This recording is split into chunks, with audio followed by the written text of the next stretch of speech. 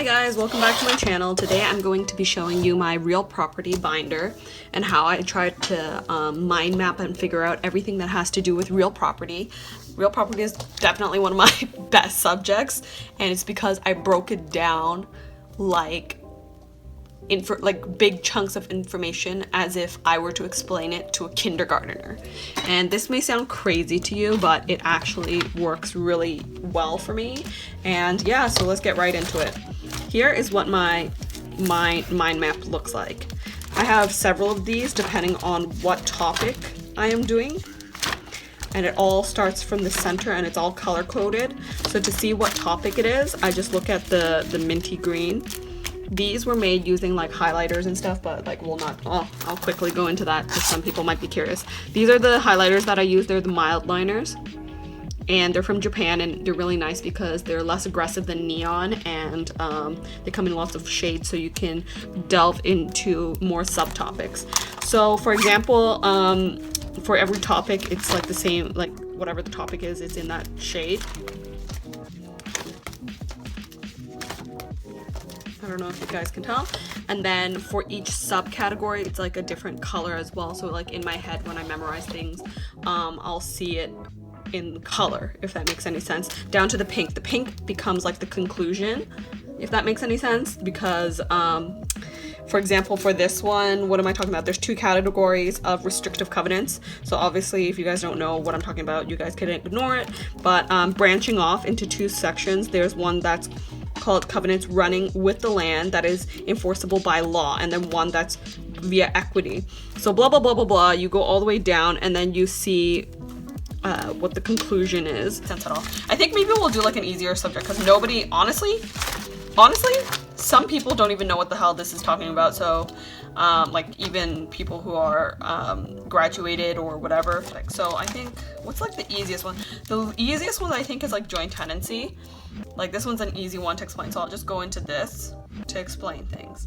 So yeah, for example, for joint tenancy, if you see the first arrow, those are the subtopics underneath, like the major topics underneath joint tenancy, which talks about the right of survivorship, the language which reflects the grantor's intent to create a joint tenancy, like how you create it, and then the four unities, which are things that are required. So what are the four unities?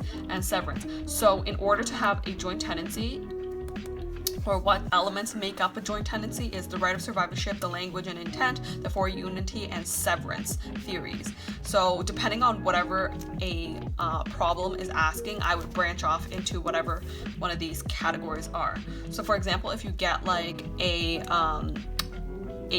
a multiple choice question or a problem talking about the four unities, I would immediately, like, I just have to block off all of this from my mind, and all I see is this section. Like, for example,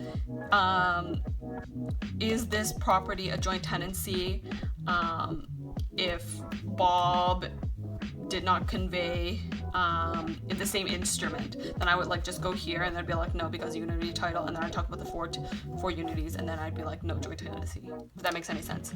Or it would be the same here, like any of the pink ones, or if it's like a death issue, I would like think of the pink ones. So it's kind of like a reversal. Whenever you have a question, it's usually like at the end of the mind map, and then you branch your way in and you discuss all the little sub things that go back into whatever the topic is. Or it could be the other, a reverse question that goes the other way around. I don't know if that makes any sense to you guys, but here's another easy one.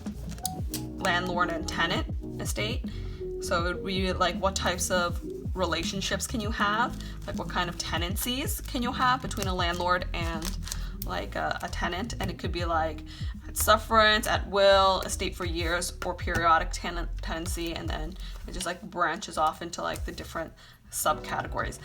So yeah, that's kind of like how I go about making mind maps. One-to-one, how I do this, if I had, like how I actually created this, was I go ahead and I go in my long outline. Let me see if I can find something that is, okay, for example, titles. Okay, so I would go into a long outline that is titles. This is already a summarized version, But for example, it would be like property titles, and I would say covenants of title or whatever, and then I would say what the different types of deeds are. So as you can see here, I listed them as well: general warranty deed, special warranty deed, quick claim, blah blah blah, right? And then I would have the same thing over here. And then under each like paragraph of definition, I would just take out the keywords of each definition to make the second branch. So here it would be like, for example, quitclaim deeds, grantor makes no promise on title. And that's all. Like, that's all you need to know. Does that make any sense? Because like this part would be at the end of the outline of each sub paragraph. It's just like going in like one after the other, each bullet point, if that makes any sense, and then branching it off using the keywords. So that's kind of how I make them. And yeah, this is really helpful for when you have like a quick question, possession issue. Then I would just like go into adverse possession. I would list the 6 requirements because that's what my next arrow is. So I would list all of them, and then I would go into the one that actually the question is talking about to solve the question to the problem, if that makes any sense. So yeah, this is a really impromptu video. I decided to bust this out to show you guys. And yeah, I don't know if any of you guys are understanding anything I'm saying, but for example, if it's a really basic question, usually it'll be asking for the pinks, which is at the end of the mind map, the conclusion of the mind map. So it would be asking, oh, is this like a notice jurisdiction? Is this a race or race notice jurisdiction for recording statutes? If it's particularly talking about that, and I would just look at the pinks, and then I would be able to figure out the problem, because I would take these into account, but I would also take in like the exceptions, like the shelter rule, inspection, examine, general protection, blah blah blah. And I wouldn't even need to talk about these ones, because like I would list, obviously name them as a title if I need to, but if I know all of these exceptions and all these conclusions, I can get to the answer of the problem without having to like really divulge.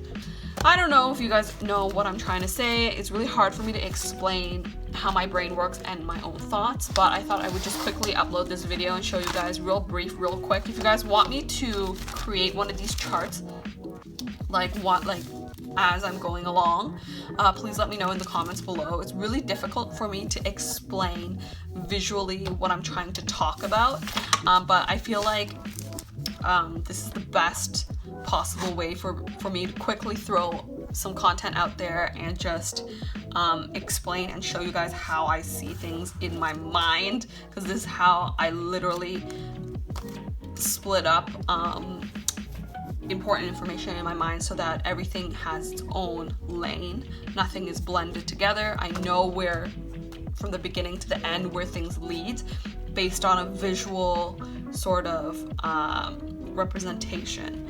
So the best one, I think, is this one to show you guys, because literally it's like a splitting of the mind.